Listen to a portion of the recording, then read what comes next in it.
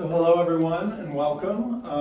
Today is the culmination of the 8-week advanced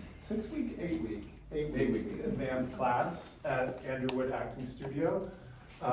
So to join this class, the students have to do the 10-week essentials class twice, so roughly 6 months, and then they can join this class. And the scenes that we've done in this class are from what's called the Jacobean era, which is the era of King James I of England. The Latin for James is Jacob, so that's why it's called Jacobean.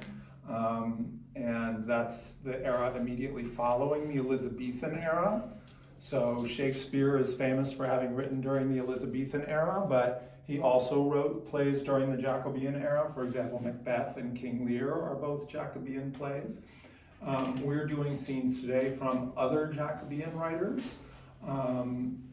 We're doing "'Tis Pity She's a Whore" by John Ford, "The Duchess of Malfi" by John Webster, and "The Changeling" by Thomas Middleton and John Rowley. Actually, "'Tis Pity She's a Whore" is technically not Jacobean, but Caroline, because it was written during the reign of Charles I. But John Ford, who wrote "'Tis Pity She's a Whore," wrote plays during the Jacobean era. So we think of him as a Jacobean playwright. So the first scene is from "'Tis Pity She's a Whore," and the scene takes place in the cell of a friar. And this friar has been a mentor to a young man named Giovanni, kind of guided him through his adolescence, and been a kind of father figure to him. And in this scene, Giovanni has just told the friar that he's in love with his sister. And the friar is concerned about that. So that's where we pick up.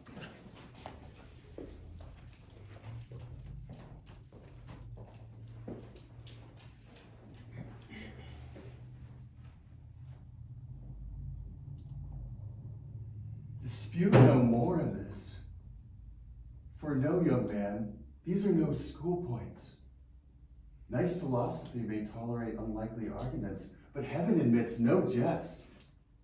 Wits that presumed on wit too much, by striving how to prove there was no God, through foolish grounds of art discovered first the nearest way to hell and filled the world with devilish atheism.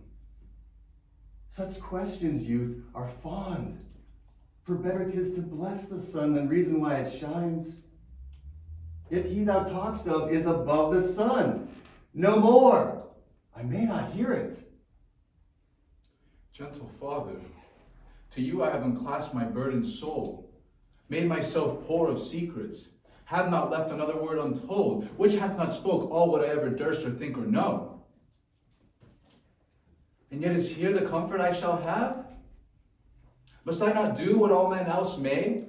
Love? Yes, you may love, fair son. Must I not praise that beauty, which if framed anew, the gods would make a god of, if they had it there, and kneel to it as I do kneel to that? Why, foolish madman! Shall a peevish sound, a customary form from man to man, of brother and of sister, be a bar twixt my perpetual happiness and me? Say we had one father, say one womb, cursed to my joys, gave both us life and birth. Are we not therefore each to other bound so much the more by nature, by the links of blood, of reason, nay, if you'll have it, even of religion, to be ever one soul, one flesh, one love, one heart, one all? Have done, unhappy youth, for thou art lost.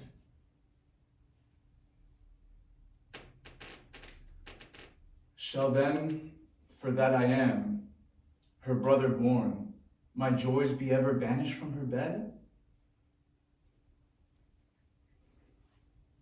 No, Father. In your eyes I see the change of pity and compassion, from your age, as from a sacred oracle, distills a life of counsel.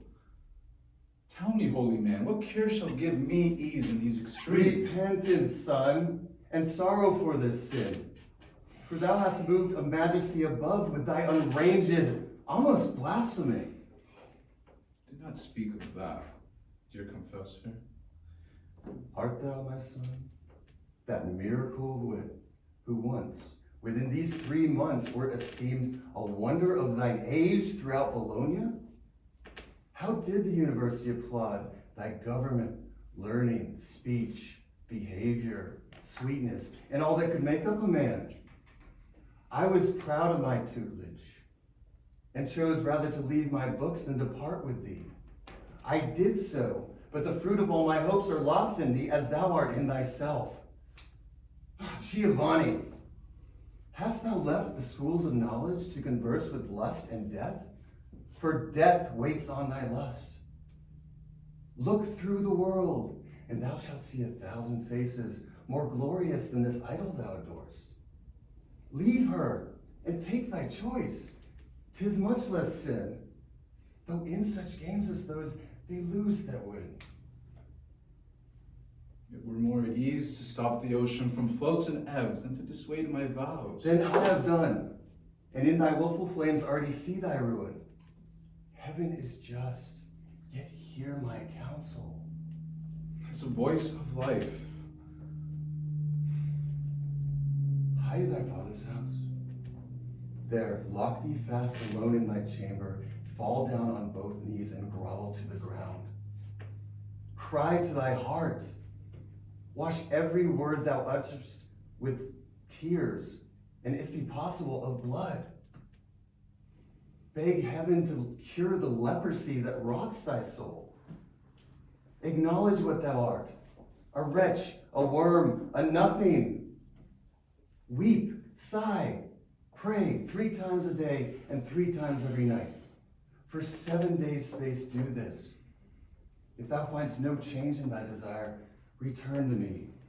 I'll think on remedy. Pray for thyself at home, while I pray for thee here. Away!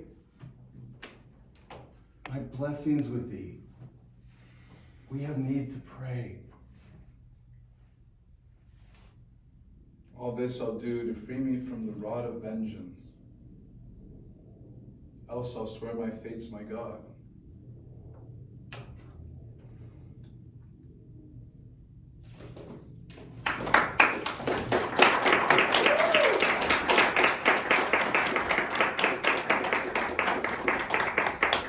Pedro Vivas and Alan Soleil, ladies and gentlemen.